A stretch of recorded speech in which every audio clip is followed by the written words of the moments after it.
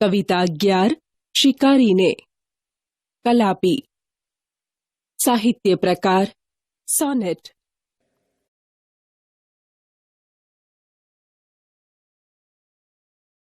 મિત્રો, પેલી સોનાના ઈંડા આપતી મરઘીની વાત તમે સાંભળી હશે. રોજ એક સોનાનું ઈંડું આપવું તેનો સ્વભાવ હતો, તેની પ્રકૃતિ હતી. પણ તેના માલિકને તો એક સાથે બધા જ સોનાના ઈંડા મેળવવા હતા, એટલે તેણે મરઘીને મારી નાખી.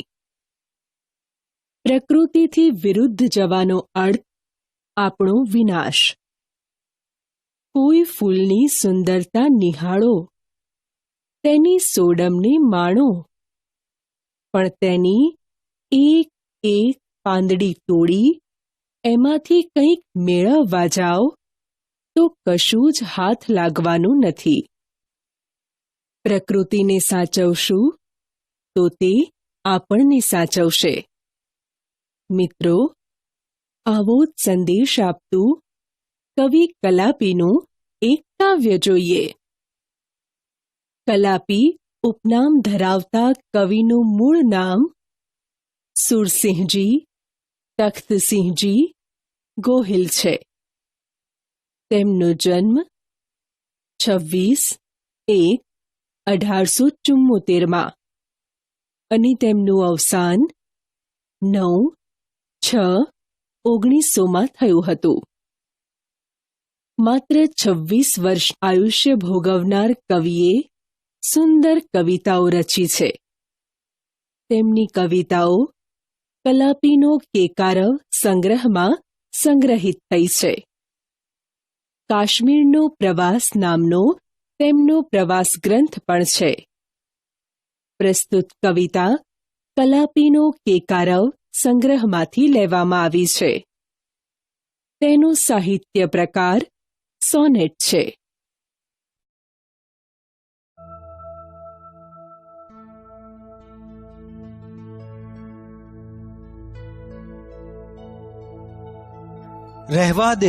રહેવા દે આ સંહાર યુવાન તું, ઘટે ના ક્રૂરતા આવી વિશ્વ આશ્રમ સંતનું. રહેવા દે આ સંહાર યુવાન તું, ઘટે ના ક્રૂરતા આવી વિશ્વ આશ્રમ સંતનું.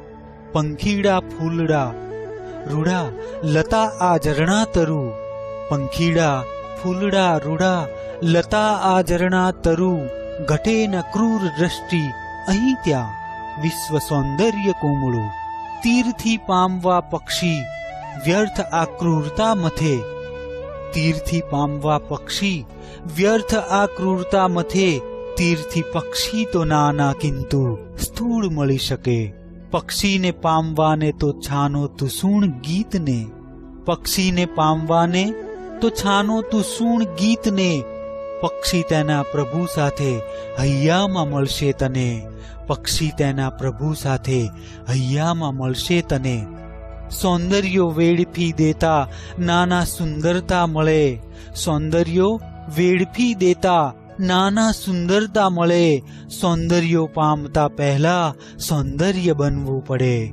સૌંદર્ય ખેલવું એ તો પ્રભુનો ઉપયોગ છે, સૌંદર્ય ખેલવું એ તો પ્રભુનો ઉપયોગ છે. પોષવું પૂજવું એને એનો એ ઉપભોગ છે. રહેવા દે આ સંહાર યુવાન તું, બધે છે આદ્રતા છાઈ. તેમાં કંઈક ભળવું ભલું, તેમાં કંઈક ભળવું ભલું, તેમાં કંઈક ભળવું ભલું. કવિતા સમજૂતી. રહેવા દે આ સંહાર યુવાન તું, ઘટે ના ક્રૂરતા આવી વિશ્વ આશ્રમ સંતનું. પંખીડા ફૂલડા રૂડા લતા આ ઝરણા તરુ. ઘટે ના ક્રૂર દ્રષ્ટિ અહીં ત્યાં વિશ્વ સૌંદર્ય કુમળું. કાવ્યની શરૂઆતમાં જ કવિ શિકારીને શિકાર ન કરવા વિનવણી કરે છે. હે યુવાન, આ સંહાર કરવાનું છોડી દે. આવી ક્રૂરતા તને શોભતી નથી. સંતના આશ્રમ સમાન આ વિશ્વમાં આવી ક્રૂરતા તને શોભતી નથી. આ વિશ્વમાં સંતના આશ્રમમાં સુંદર પંખીઓ, ફૂલો, લતા, ઝરણા અને વૃક્ષો છે. આ બધા અલગ અલગ નથી, પણ આ બધા ભેગા મળીને જે સૌંદર્યનું નિર્માણ કરે છે તેના લીધે આખું વિશ્વ સુંદર અને કોમળ લાગે છે. અહીં કોઈના પર પણ ક્રૂર દ્રષ્ટિ કરવી યોગ્ય નથી. સંહાર એટલે નાશ, ક્રૂરતા એટલે ઘાતકીપણું અને તરુ એટલે ઝાડ. તીરથી પામવા પક્ષી વ્યર્થ આ ક્રૂરતા મથે. તીરથી પક્ષી તો ના કિંતુ સ્થૂલ મળી શકે. પક્ષીને પામવાને તો છાનો તુસુણ ગીતને. પક્ષી તેના પ્રભુ સાથે હૈયામાં મળશે તને. પક્ષીનો શિકાર કરતા શિકારીને કવિ વિનવણી કરતા કહે છે, પક્ષીને તીર વડે પામવા માટે જે ક્રૂરતા તું આચરી રહ્યો છે તે વ્યર્થ છે. તીર વડે પક્ષીને હણવાથી તને માત્ર તેનું સૂક્ષ્મ શરીર જ મળશે. તેના પવિત્ર આત્માને તું ક્યારેય પામી નહીં શકે. જે સૌંદર્યથી લલચાઈને પંખીનો શિકાર કરવા તું દોડ્યો છે એ તેના શરીરમાં નથી. એ સૌંદર્ય તો તેના આત્માનું છે. ક્રૂરતા કરવાથી તને એ સૌંદર્યના દર્શન નહીં થાય. હા, મળશે તેનું સ્થૂળ શરીર. શરીર મળવાથી તારી તરસ તો છીપાવાની નથી જ. પક્ષીમાં રહેલા સૌંદર્યને પામવું હોય તો ક્યાંક છુપાઈને તેના મધુર ટહુકા સાંભળવા જોઈએ. ટહુકા સાંભળીશ તો પક્ષીના હૃદયમાં રહેલા પ્રભુના પણ તું દર્શન પામીશ. મથવું એટલે પ્રયત્ન કરવો, અને સ્થૂળ એટલે મૃત કે નિર્જીવ શરીર. સૌંદર્યો વેડફી દેતા નાના સુંદરતા મળે.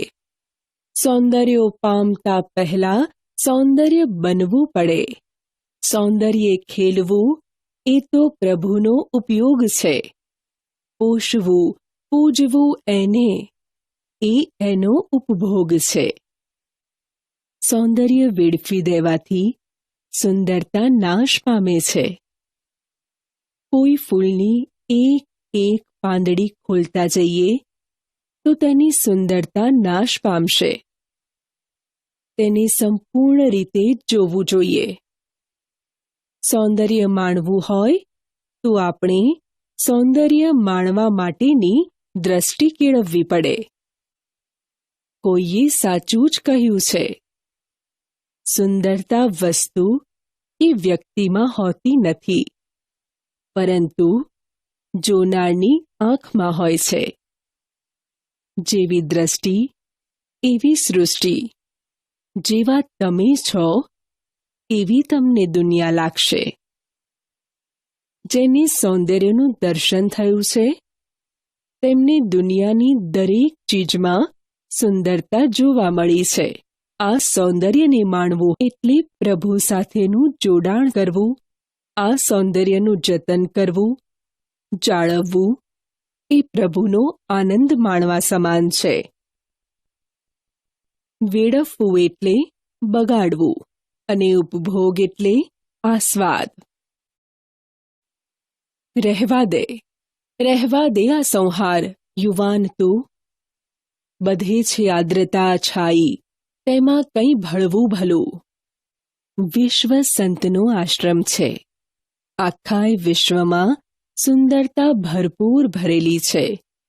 એથી જ કવિ કહે છે, જ્યાં બધું જ સુંદર છે ત્યાં જીવ હત્યા, વૃક્ષ છેદન, પ્રદૂષણ વગેરે આચરીને આ કુદરતને શા માટે હાનિ પહોંચાડવી જોઈએ? હે યુવાન, તું માત્ર ત્યાં નજર કરીને જોઈ લે. તને જોવા મળશે કે અહીં બધી જ જગ્યાએ પરમેશ્વરની મધુરતા છવાયેલી છે. દરેક માનવીએ આ કાર્યમાં પ્રભુને સાથ આપવામાં જ સૌનું ભલું રહેલું છે. પ્રકૃતિના સૌંદર્યની જાળવણી કરીશું તો જ આપણે ઉત્તમ જીવન જીવી શકીશું. આદ્રતા એટલે મૃદુતા અથવા કોમળતા. વિરુદ્ધાર્થી શબ્દો. સંહાર શબ્દનો વિરુદ્ધાર્થી સર્જન થાય. સ્થૂળ શબ્દનો વિરુદ્ધાર્થી સૂક્ષ્મ. ઉપયોગનો નિરુપયોગ. અને આદ્રનો વિરુદ્ધાર્થી શબ્દ શુષ્ક થાય. 2-3 વાક્યમાં ઉત્તર લખો. પ્રશ્ન 1. સૃષ્ટિનું સૌંદર્ય કવિને ક્યાં ક્યાં જોવા મળે છે? ઉત્તર.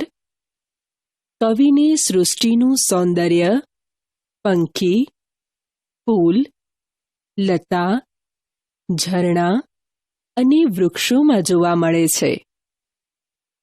પરંતુ એના માટે સૌંદર્ય દ્રષ્ટિ કેળવવાનું કવિ કહે છે. આખું વિશ્વ સંતના આશ્રમ સમાન છે. અહીં જડ, ચેતન સર્વમાં સૌંદર્ય દર્શન થઈ શકે, માત્ર સૌંદર્ય દ્રષ્ટિ કેળવવી પડે. પ્રશ્ન 2. શું કરવાથી પક્ષીનું માત્ર સ્થૂળ શરીર જ મળે છે? ઉત્તર. કવિ કહે છે, ખરેખર પક્ષીને મેળવવું હોય તો ક્યાંક છુપાઈને તેના મધુર ગીતને સાંભળવું પડે. જો એના ટહુકા સાંભળીએ તો પક્ષી સાથે પ્રભુ પણ તેના હૈયામાં આપણને મળી જશે.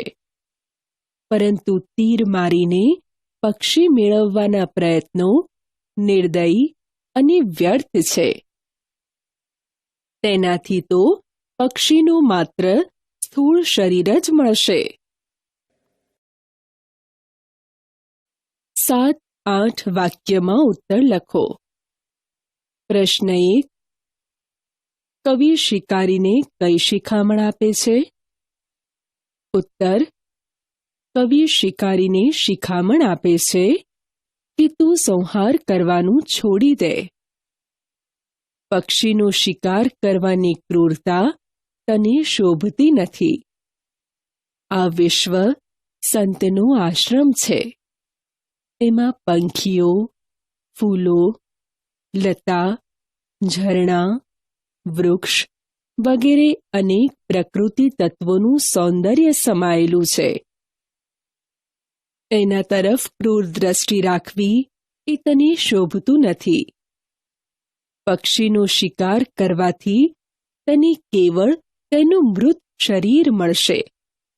તારે એના સૌંદર્યને માણવું હોય તો ક્યાંક છુપાઈને તેના મધુર ગીત, કલરવ સાંભળ. એનાથી પક્ષી તેના પ્રભુ સાથે તારા હૈયામાં વાસ કરશે.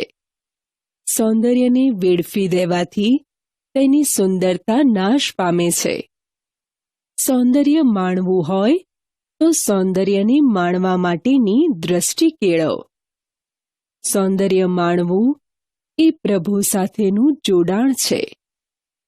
સૌંદર્યનું જતન કરવાથી, તેનો આદર કરવાથી પ્રભુનો આનંદ માણી શકાય છે.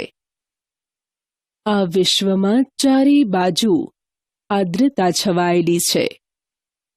એમાં આપણે પણ સાથ આપીએ તો એમાં આપણું જ ભલું છે. પ્રશ્ન 2. શિકારીને કાવ્યનો ભાવાર્થ સમજાવો. ઉત્તર. કાવ્યના આરંભે રહેવા દે, રહેવા દે એ શબ્દોની પુનરુક્તિ દ્વારા યુવાન શિકારીને પક્ષીનો સંહાર ન કરવા માટેની વિનવણી છે. આ વિનવણી સૂચવે છે કે શિકાર કરવા જેવું ક્રૂર કર્મ એક પણ નથી. સૌમાં પરમાત્મા રહેલો છે. આથી પક્ષીનો કે કોઈનો સંહાર કરવો એ પરમાત્માનો સંહાર કરવા બરાબર છે. એમ કરવાથી માણસને તેનું મૃત શરીર મળે છે. પરમાત્માએ સર્જેલી સૃષ્ટિમાં પંખીઓ, ફૂલો, લતા, ઝરણા, વૃક્ષો વગેરે અનેક પ્રકૃતિ તત્વોનું સૌંદર્ય ભરેલું છે. એનો સંહાર કરવાથી એમાં રહેલા સૌંદર્યનો નાશ થાય છે. સૌંદર્ય માણવું હોય તો એને માટે સૌંદર્ય દ્રષ્ટિ કેળવવી પડે. પરમાત્માએ સર્જેલી સૃષ્ટિમાં રહેલા સૌંદર્યને માણવાથી આપણા મનનો તાર પરમાત્મા સાથે જોડાય છે. સૌંદર્યનું જતન કરવાથી, તેનો આદર કરવાથી પરમાત્માનો આનંદ માણી શકાય છે. વિશ્વ પરમાત્માનું આ સુંદર સર્જન છે. એમાં સૌ એકબીજા સાથે હળી મળીને સહૃદય ભાવથી રહે તો એનો આનંદ અનેરો છે. એમાં વસુધૈવ કુટુંબકમની ભાવના રહેલી છે. પ્રવૃત્તિ: ચકલી અને ગીધને બચાવવા માટેના સૂચનોની યાદી તૈયાર કરો.